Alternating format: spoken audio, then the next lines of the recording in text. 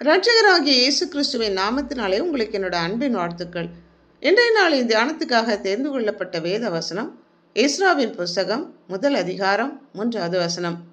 அவருடைய ஜனங்கள் எல்லாரிலும் எவன் உங்களுக்குள் இருக்கிறானோ அவனோடே அவனுடைய தேவன் இருப்பாராக.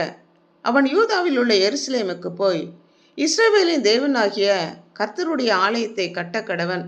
எருசலேமில் வாசம் பண்ணுகிற தேவனே தேவன் என்று பெர்ஷிய தேசத்து ராஜாவான கோரே சொன்னான். பெர்ஷிய தேசத்து ராஜா எருசலேமில் உள்ள தேவாலயம் கட்டி எழுப்பப்பட எவர்களுடைய இருதயம் ஏவப்படுகிறதோ அவர்கள் எருசலேமுக்கு சென்று தங்கள் தேவனாகிய கர்த்தருடைய ஆலயத்தை கட்ட கடவன் என்று சொன்ன உடனே யூதா பென்யமீன் தேசங்களின் தலைவர்கள், ஆசாரியர்கள், லேவியர்கள் மற்றும் எவர்களுடைய இருதயங்களை கர்த்தர் ஏவினாரோ அவர்கள் எல்லோரும் புறப்பட்டார்கள்.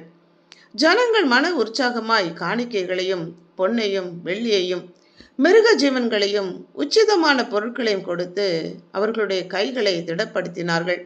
தேவனுடைய கட்டளைகளையும் பிரமாணங்களையும் மீறி நடந்ததுனால தேவனுடைய கோபத்துக்கு ஆளானவர்களாக பாபிலோன் தேசத்திலே சிறையிருப்பிலே அடிமைகளாக இருந்த ஜனங்கள் எரேமியா தீர்க்கதரிசியின் மூலமாக உரைக்கப்பட்ட தீர்க்க தரிசனத்தின் நிறைவேறுதலாக 70 ஆண்டுகளுக்கு பிறகு தேவாலயம் கட்ட தங்களுடைய தாய் நாட்டுக்கு திரும்ப புறப்பட்டார்கள்.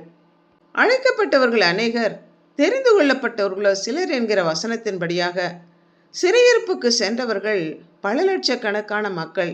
ஆனால் தேவாலயம் கட்டுவதற்காக திரும்பி வந்த மக்கள் 50,000க்கும் உட்பட்டவர்கள். அழைப்பு அனைவருக்குமானது, அர்ப்பணிப்பு சிலருக்கு மாத்திரமே. தேவராஜ்யம் கட்டி எழுப்பப்பட நம் அனைவருக்கும் அழைப்பு விடுக்கப்படுகிறது. தேவனுடைய சத்தத்துக்கு செவிசாய்த்து அர்ப்பணிக்கும் மக்களோ வெகு சிலர்.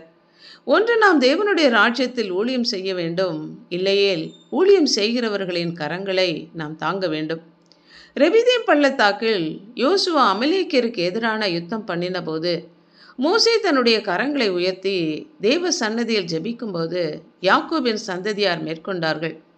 அவன் கைகளை கீழே தளர்த்தின போது அமலேக்கியர்கள் மேற்கொண்டார்கள். இதை அறிந்த ஊரும் ஆரோனும் மோசேயின் கைகள் தளர்ந்து போகாதபடி அவனுடைய கரத்தை உயர்த்தி பிடித்து தாங்கின போது யாக்கோபின் சந்ததியார் மேற்கொண்டார்கள். ஊழியம் செய்கிறவர்களின் கரங்களை தாங்க வேண்டும், அதாவது ஜெபிக்க வேண்டும், பொருளுதவி செய்ய வேண்டும். தேவராஜ்யம் கட்டி எழுப்ப அநேக ஜனங்கள் தேவை. திராட்சை தோட்டத்தில் பகல் முழுவதும் வேலை செய்ய ஆட்கள் வேண்டும். அறுவடை மிகுதி, ஆட்களோ கொஞ்சம். அழிந்து கொண்டிருக்கும் ஆத்துமாக்கள் அநேகம். அவர்கள் யாவும் மீட்கப்பட்டு தேவராஜ்யத்திலே சேர்க்கப்பட ஆட்கள் அநேகம் தேவை. அறுப்புக்கு எஜமான் ஆட்களை அனுப்பும்படி தேவ சமூகத்தில் மன்றாடி ஜெபிக்க ஆட்கள் தேவை. தேவனுடைய ராஜ்யத்தில் உழைப்போம், உழைக்கிற மக்களுக்காக ஜெபிப்போம், காணிக்கைகளால் தாங்குவோம். ஜெபிப்போமா? அன்புள்ள ஆண்டவரே, இந்த பரந்த உலகத்திலே உம்மை அறியாதபடி நரக ஆக்கினைக்கு ஏதுவான மக்கள் அநேகர் உண்டு. சத்தியத்தை அறிவித்து அவர்கள் அனைவரும் மீட்கப்படவும் அவர்களுக்காக திறப்பிலே நின்று மன்றாடி ஜெபிக்கவும் ஜெபத்தினாலும் காணிக்கைகளினாலும் தாங்கத்தக்கதான கிருபை தரும்படியாய் எங்களை அர்ப்பணித்து இயேசு கிறிஸ்துவின் நாமத்தினால் ஜெபிக்கிறோம் பிதாவே. ஆமென்.